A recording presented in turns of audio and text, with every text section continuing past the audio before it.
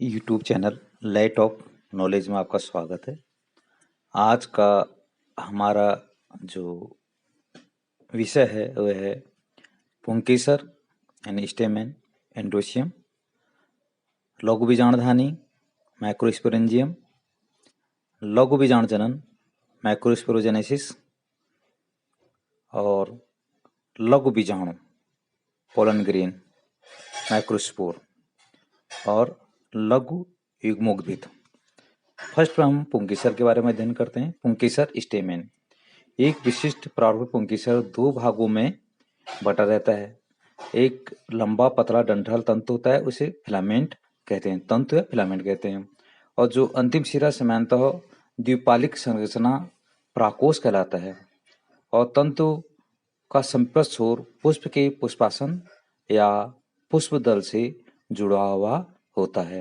ये पुंकेसर की संरचना है। आप देख रहे हैं ऊपर, सबसे ऊपर इसमें जो द्विपालिक संरचना है प्राकोष या एंथर है और नीचे तंतु या डंठल या फिलामेंट। इसके काट करके अनुप्रस्थ काटी है जिसमें आप परागकण निकलते हुए दिखाई रहे हैं, परागकोश दिखाई दे रहे हैं। तो ये द्विपालिक 4 कोष्ठक हैं इसमें और ये द्विपालिक संरचना है। परागकोश की एक काट है। इसके बाद परागकोश की संरचना में एक प्रारूपिक आवृतबीज परागकोश द्विपालित होते हैं, तब प्रत्येक पाली में 2 कोष्ठ होते हैं अर्थात ये द्विकोष्ठीय होते हैं और एक अनुलंब खांच परारक कोष्ठ को अलग करते हुए लंबवत गुजरता है। एक खांच होती है बीच में जो दोनों को अलग किए हुए गुजरता है। जैसे इस चित्र में दिखा रहे हैं, स्टोमेम है साइड में और बीच में एक बीचों बीच में कंडक्टिंग स्टैंड के नीचे एक खांच है जो उनको 2 भागों को अलग अलग किए हुए है। प्राय यह अनुलंब खांच परारक कोश को अलग करते हुए लंबवत गुजरता है। परागकोश के अनुप्रस्थ काट में विभिन्न प्रकार के ऊतक निम्नलिखित क्रम में होते हैं। परागकोश को द्विपालित प्रकृति, परागकोश के अनुप्रस्थ काट में बहुत ही पृथक या सुव्यक्त होती है, मतलब जो इसकी द्विपालित संरचना है ये आप स्पष्ट रूप से देख सकते हैं और अनुप्रस्थ काट में बहुत साफ ढंग से देखी जा सकती है द्विपालित संरचना। परागकोश एक 4 दिशी चतुष्कोणीय संरचना है, यानी इसके 4 कोनों में लघु बीजाणुधानी समाहित होते हैं माइक्रोस्पोरेंजियम, जो प्रत्येक पाली में 2 होती हैं, एक साइड में 2 और एक साइड में 2। यह लघु बीजाणुधानी आगे विकसित होकर परागपुटी यानी पोलन सैक बन जाती है और एक अनुलंबत एवं परागकोश की लंबाई तक विस्तृत होते हैं और परागकणों से ठटासस भरे रहते हैं। जो पोलन सैक हैं इनमें पूरे जो परागकोश हैं वो भरे रहते हैं। जो इसकी काट को अभी हम देखें तो एक प्रारूपिक लघु बीजाणुधानी यदि हम इसको बाह्य रूपरेखा में लगभग गोलाई में प्रकट होती है, तो 4 भित्ति परतों से घिरी हुई होती है।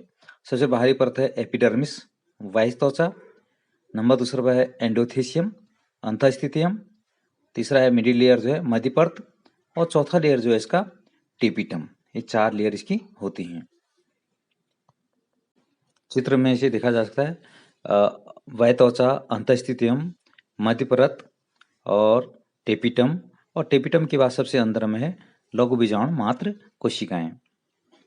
बाहर की ओर की 3 परतें जो हैं वो संरक्षण प्रक्रिया का कार्य करती हैं, यानी जो लघु बीजाणु है उसकी सुरक्षा का कार्य करती हैं तथा परागकोश के स्फुटन में मदन कर परागकण अवमुक्त करती हैं।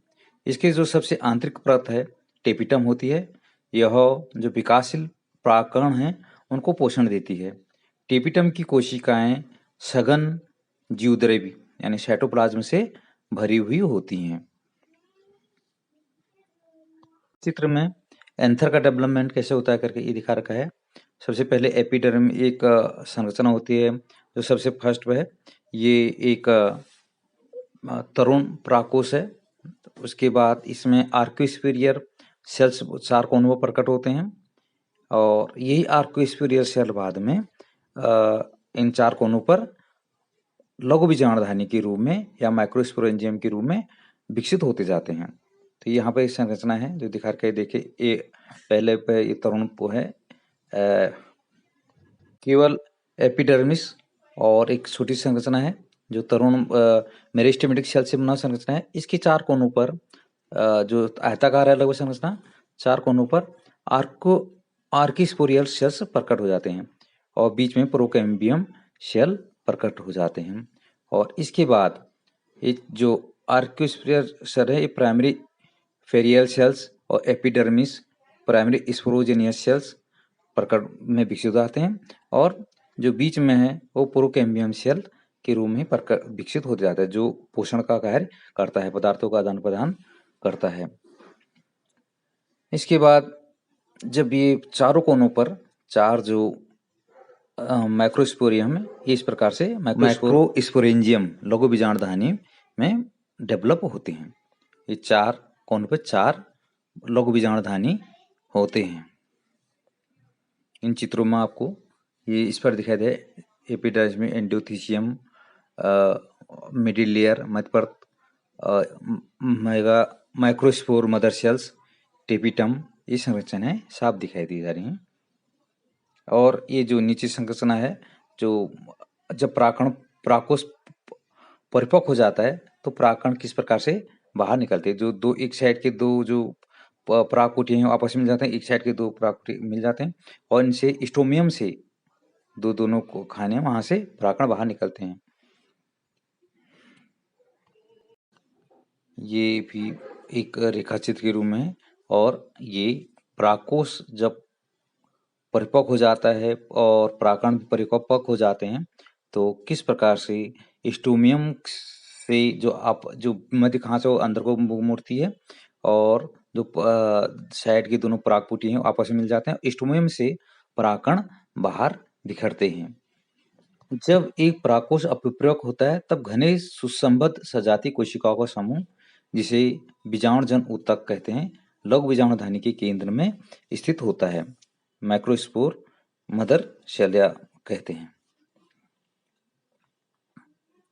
लघु बीजाणुजनन, जैसे जैसे प्राकोष विकसित होता है, बीजाणुजन ऊतकों की कोशिकाएं अर्धसूत्री विभाजन द्वारा सूक्ष्म बीजाणु चतुष्टय बनाती हैं। जैसा कि बीजाणुजन ऊतक की प्रत्येक कोशिका एक लघु बीजाणु चतुष्टय की वृद्धि करने में सक्षम होती है। प्रत्येक कोशिका एक सक्षम प्राग मात्र कोशिका होती है। एक प्राग मात्र कोशिका से अर्धसूत्री विभाजन द्वारा लघु बीजाणु के निर्माण की प्रक्रिया को लघु बीजाणुजनन या माइक्रोस्पोरोजेनेसिस कहते हैं। यानी एक लघु बीजाणु मात्र कोशिका से बीजाणुजन ऊतक से एक लघु बीजाणु मात्र कोशिका उत्पन्न होती है और लघु बीजाणु मात्र कोशिका से किस प्रकार से एक चतुष्टय बनता है, यह आपको इसमें चित्र में दिखाया गया है। एक बीजपत्री में जो वो चतुष्टय है वो एक साथ ही चारों के चार एक साथ बढ़ते हैं और तब चतुष्टय बनता है। जबकि जो सक्सेसिव टाइप में द्विबीजपत्री में प्रत्येक बार डिवीजन होते जाता है और एक माइक्रोस्पोर मदर सेल से चार सेल बनती हैं। पहले दो बनेंगे, फिर 2 से 4। लघु बीजाणु रचना के समय 4 कोशिका के समूह में व्यवस्थित होते हैं। इन्हें लघु बीजाणु चतुष्टय चतुष्क कहते हैं या टेट्राड, माइक्रोस्पोर टेट्राड कहते हैं। जैसे ही प्राकोष परिपक्व एवं स्फुरित होता है तब लघु बीजाणु एक दूसरे से विलग हो जाते हैं और प्राकणों के रूप में विकसित होते हैं। जब प्राकोष के यानी पोलन सेक के परिपक्व होने पर और फूटने पर तब लघु बीजाणु एक दूसरे से अलग होकर जो चतुष्टय है उसमें सारे लघु बीजाणु अलग अलग हो जाते हैं, प्राकोण के रूप में विकसित होते हैं। एक प्रत्येक लघु बीजाणु के अंदर कई हजार लघु बीजाणु और प्राकण निर्मित होते हैं। प्राकण जो प्राकोष के स्फुटन के साथ मुक्त होते हैं। जब प्राकोष फूटता है, स्फुटित होता है, उस समय प्राकण बाहर निकलते हैं। और यहाँ पर कुछ प्राकण दे रखे हैं। अलग अलग पौधों की अलग अलग प्रकार के आकार के प्राकण होते हैं।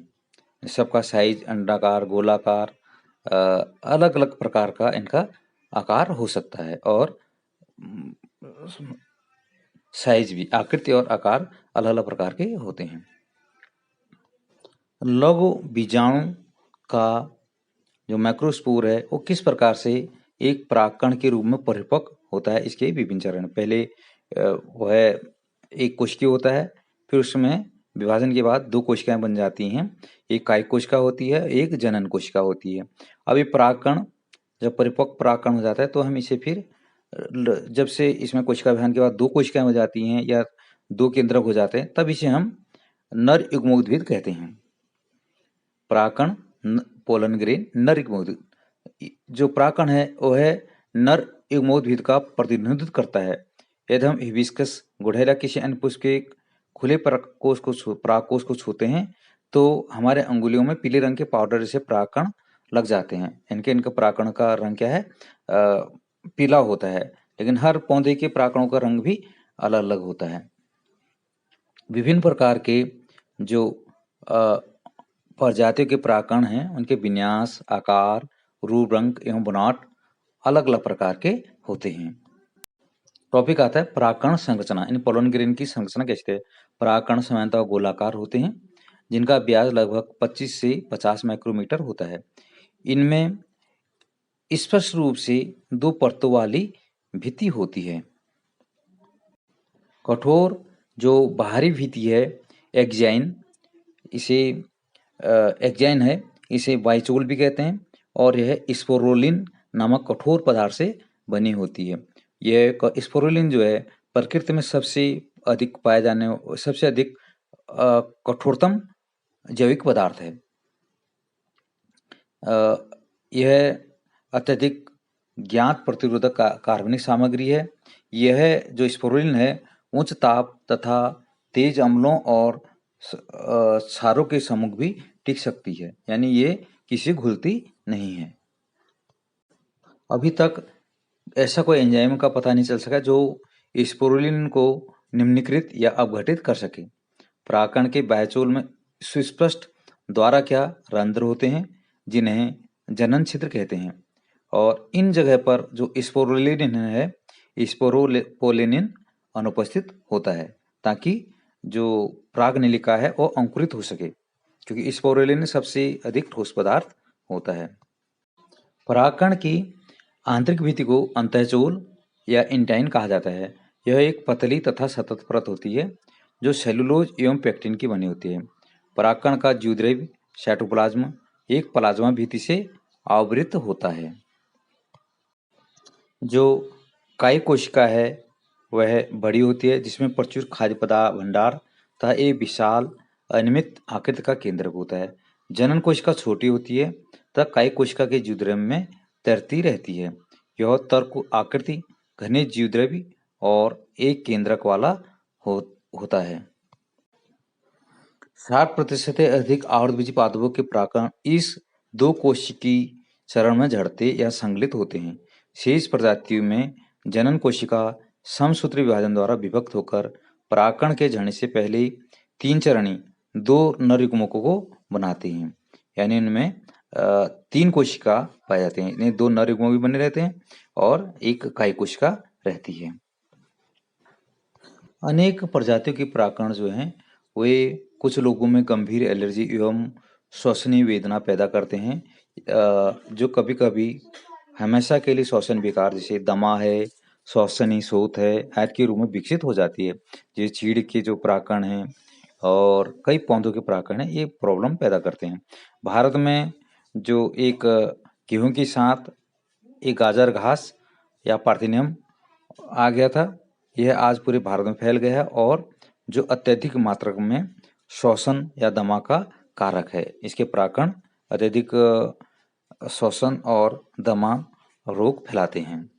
परागकण पोषकों से भरपूर होते हैं और हाल के वर्षों में आहार संपूरक के रूप में पराग गोलियों के लेने का प्रचलन बढ़ा है। पश्चिमी देशों में भारी मात्रा में पराग उत्पाद गोलियों सिरप के रूप में बाजारों में उपलब्ध होते हैं। इनकी फूड वैल्यू भी काफ़ी अच्छी होती है।